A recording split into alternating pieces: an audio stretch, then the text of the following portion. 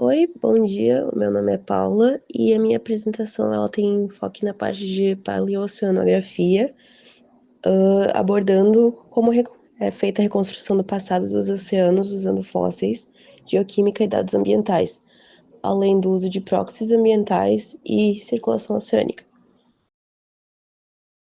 Então, o que é a paleoceanografia?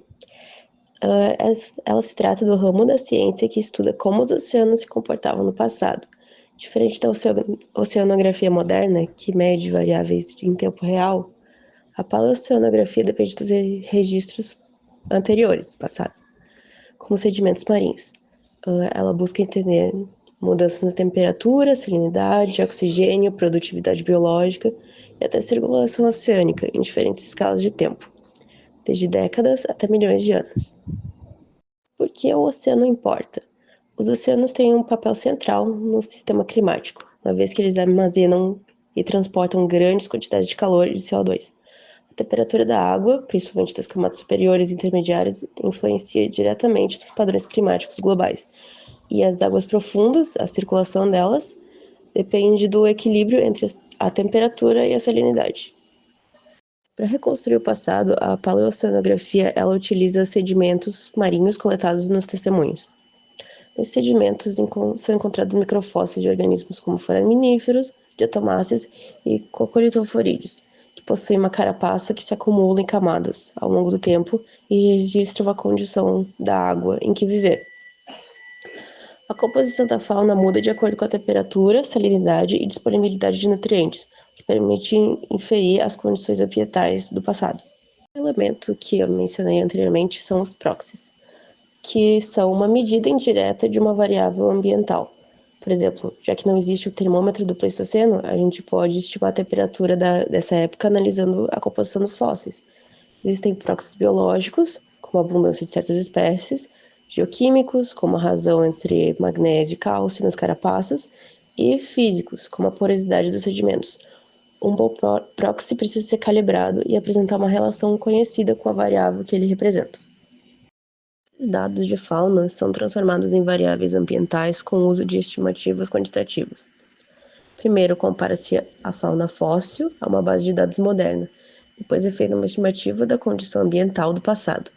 Métodos como o INBRI e KIP, análogo moderno e redes neurais artificiais, oferecem diferentes formas de interpretar essas relações.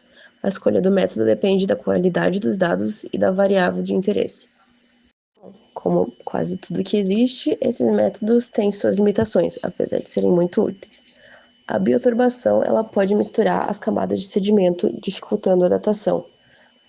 Também existe a dissolução seletiva, que pode remover os microfósseis que são mais frágeis, ou espécies crípticas, que são basicamente iguais a outras que existem, mas têm uma genética diferente.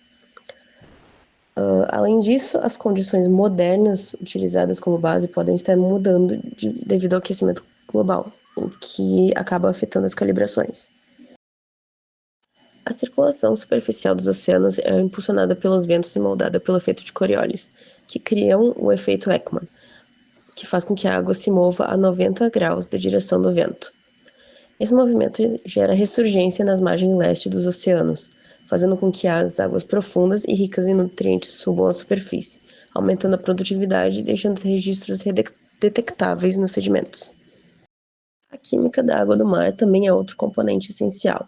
Os elementos conservativos, como sódio e cloreto, mantêm proporções constantes. Já alguns nutrientes, como nitrato e fosfato, são consumidos na zona fótica e são reciclados nas águas profundas. Elementos traços como ferro podem limitar a produtividade mesmo em áreas com muitos nutrientes. A razão Redfield nos ajuda a entender a proporção ideal entre carbono, nitrogênio e fósforo na fotossíntese marinha. Tanto, a paleoceanografia nos permite reconstruir a história dos oceanos e entender suas relações com o clima. Combinando os dados biológicos, físicos e químicos, é possível estimar a temperatura, salinidade, oxigênio, produtividade e circulação oceânica ao longo do tempo. A abordagem multiproxy é fundamental para reduzir as incertezas e aumentar a robustez das interpretações. Esses conhecimentos são essenciais para entender o presente e projetar o futuro climático do planeta. Aqui são as referências que eu usei. Obrigada pela atenção.